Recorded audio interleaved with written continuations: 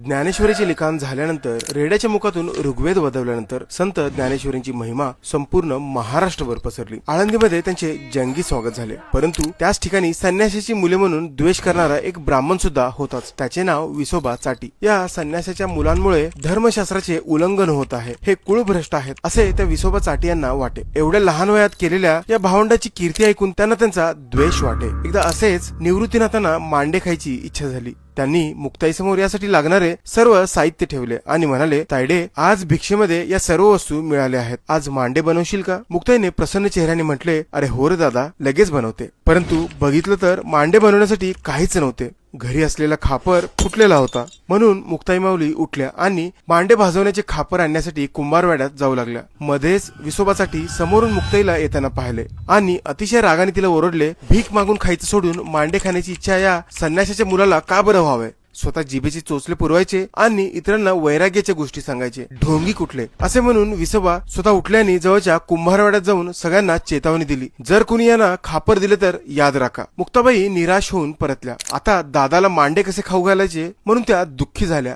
हे बघून संत ज्ञानेश्वर माऊली पुढे आले। मुक्ताईच्या डोळ्यातून अश्रू वाहू लागले। ज्ञानेश्वरांना सगळा प्रकार कळाला। त्यांनी मुक्ताईला सांगितले, निराश होऊ नको, खापर नसलं तर काय झालं, तू माझ्या पाठीवर मांडे भाज। ज्ञानेश्वरांनी आपल्या योग साधनेने जठराग्नी पेटवला, त्यामुळे ज्ञानेश्वरांची पाठ गरम झाली, त्याचा रंग लाल भडक झाला आणि त्यांनी मुक्ताईला सांगितले, तायडे, भाज तुझे मांडे। आणि मुक्ताईने हसत हसत संत ज्ञानेश्वर माऊलींच्या पाठीवर मांडे भाजले आणि आपल्या भावाची इच्छा पूर्ण केली। हा सगळा प्रकार एका फटीतून तो विसोबासाठी पाहत होता। त्याला आश्चर्य वाटले आणि त्याच्या डोळ्यातून अश्रू सुद्धा वाहू लागले। रडक्या अवस्थेत येऊन त्यांनी या चारी भावंडाची माफी मागितली आणि पश्चाताप व्यक्त केला। पुढे हेच विसोबासाठी आपल्या योग साधनेने आणि संत ज्ञानेश्वरांच्या आज्ञेने संत नामदेवाचे गुरु बनले। त्यांनी भक्तीचा मार्ग स्वीकारला। त्यानंतर त्यांचे नाव सुद्धा बदलण्यात आले। पूर्वीचे विसोबा चाटेऐवजी त्यांना आता विसोबा खेचर या नावाने ओळखले जाऊ लागले। संत ज्ञानेश्वर माऊलींच्या जीवन गाथेवर आधारित हा आपला 5वा भाग आहे। पुढचा या व्हिडिओ सिरीजचा शेवटचा भाग असणार आहे, त्यामुळे पुढचा